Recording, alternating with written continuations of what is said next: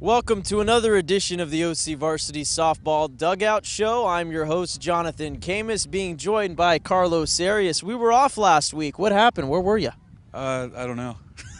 You don't know. That's the best he's got for an introduction. He doesn't know where he was. I think that's... We were busy covering all kinds of games last week. There was just no time. Everybody's schedule was crazy, and we saw some major upsets last week. Yeah, we did, and one of the games we'll talk about a little bit later. But we're right here at my old dig, Sunny Hills High School, class of '02, Carlos. Yeah, this is where the myth was born, right here. The man, the myth, the legend, all that good stuff.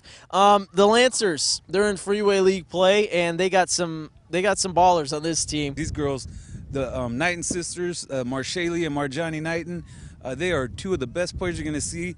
Marjani plays third base. She's going to Nebraska next year. Marshali's going to Oklahoma. Fantastic players. Left side of the infield is on lockdown totally.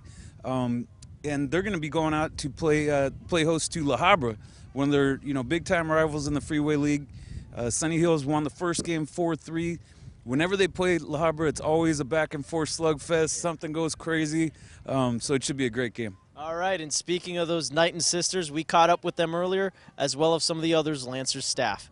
It's an interesting league in that I think anybody can beat anybody at any time, and that's what we hope, of course. I like to see a league that's really tight, so that 8-2 or 7-3 win the league. That's the way I like it, because I like close games. I love them. Love the tension that's in close games. Being the older sister, I have to set the boundaries and be a role model for her. But it's like she's kind of like my role model too, because she does certain things that I don't do. So it's like she's there for me and I'm there for her. I definitely looked up to her. Like, she was always my mentor, and I knew that her being older than me, she would always have that experience, so she could let me know like how it is and how to just play when there's a big moment. Instead of letting it get to me, just relax and play my game and play the way I know how, no matter what. So I knew that she was always there for me, and just having her be older than me, it was so much easier for me to just play my game, even not being on her team. Well, out of probably all my 4 years here, this has probably been the most exciting. I don't know, it's been really exciting. The chemistry's really, really good this year, and everybody's just having a lot of fun and getting along and cheering in the dugout all the time, and it's so much fun. Carlos, I just got to love it that the Knighten sisters play for the Lancers. You can't get any better than that. Let's talk about league play, Carlos. We got El Medina and Canyon. They were involved in their bitter blood feud every year. It's one of our favorite games to go to. Yeah. And there's more of it. The Century League is a beast. Tell me about it. Yeah, last week, El Medina, they kind of won some big games, lost some, horrible games. Like, they're all over the place. Canyon had beaten them the first time around, so you're thinking, oh, man, this could be ugly. This could be the end of El Medina for this year.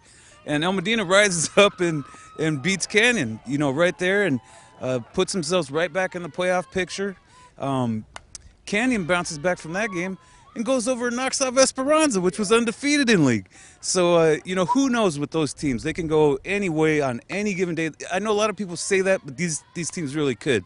And this week we're going to have Foothill at El Medina on Thursday, and that's a big game for playoff implications because, last time around, El Medina had to rally for 4 runs. And they're coming right through us, Carlos. They're coming after us. It was like the stampede in The Lion King. I was scared for my life. I know you were. You hang in there, buddy.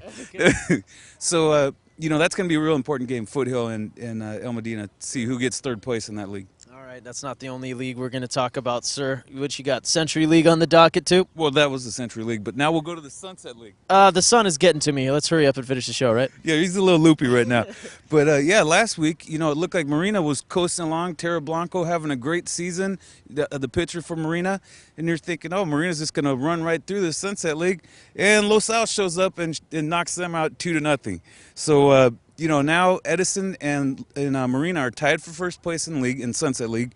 Edison has to play Los Al on Tuesday and Marina on Thursday. So everything's up in the air in the Sunset League again. I mean, it's wide open. And then in the Trinity League... let me set this up. Okay. And finally, Carlos, we got to talk about the Trinity League, and you can't talk Trinity League without... Mater Dei. There we go. Yeah, Mater Dei is looking like a beast. They are crushing people right now. I mean, good teams are getting beat by them 12-0. It's crazy. can anybody stop them? Orange Luther might be the last one in regular season play that has a shot. So they're like the final hope, like in Star Wars. It is the final hope, because otherwise Monarch, is just going to rule the empire.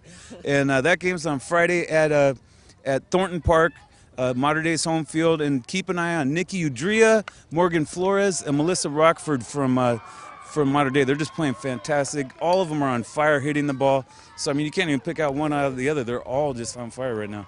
Okay, should be another exciting week of softball. You want to add something else? We got one last thing. We got to keep track of our home run record watch. Yes, that's right. Alyssa Palomino's been sitting on 15 homers the last couple weeks. Okay. And she's got 2 games this week. They're playing, they're playing at Dana Hills and at Tesoro on Tuesday and Thursday.